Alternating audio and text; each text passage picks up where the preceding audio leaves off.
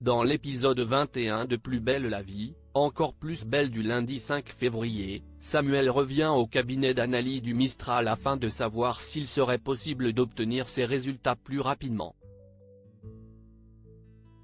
Le lieutenant est inquiet et souhaite savoir au plus vite s'il a un souci de santé. Il apporte des viennoiseries à Jennifer, qui se jette dessus. Elle lui annonce qu'elle ne peut pas faire une préférence entre des patients, et perd son droit aux viennoiseries. Samuel est contrarié et tourne les talons. À l'heure du déjeuner, Jennifer appelle plusieurs fois le policier afin de lui annoncer que ses résultats sont arrivés. Elle sort du cabinet et se rend compte qu'il est en train de déjeuner avec une femme. Jennifer est visiblement jalouse. Elle se rend à leur table et assure que le policier a la chlamydia. Elle tend sa carte à la femme qui était attablée avec le policier en lui conseillant de se faire dépister.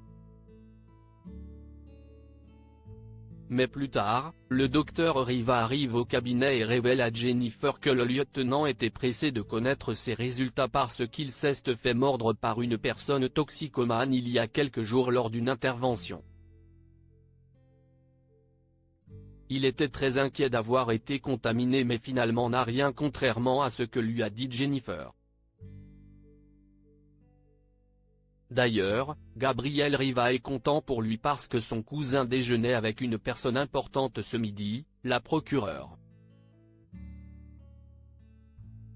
Madame Kepler et son fils Ulysse ont été invités par Thomas à un déjeuner au Mistral afin de les remercier pour leur don du collier à 1 million d'euros.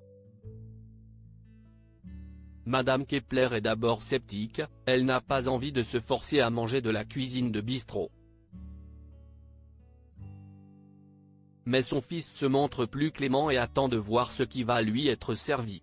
De son côté, Thomas est très fier de les accueillir dans son établissement et leur annonce que Barbara leur a concocté un menu dégustation. À la fin du repas, mère et fils sont conquis. Ils ont particulièrement apprécié la finesse et la créativité de la cuisine de Barbara. Ulysse se rend en cuisine pour la féliciter. Il semble sous le charme de Barbara et de son talent. Zoé prise de remords, Ariane veut que Zoé fasse des études. Inquiète pour l'avenir de sa fille, elle demande à Blanche de lui parler afin de la convaincre de suivre des cours, même particuliers, afin de ne pas laisser échapper son avenir. Mais Zoé est têtue.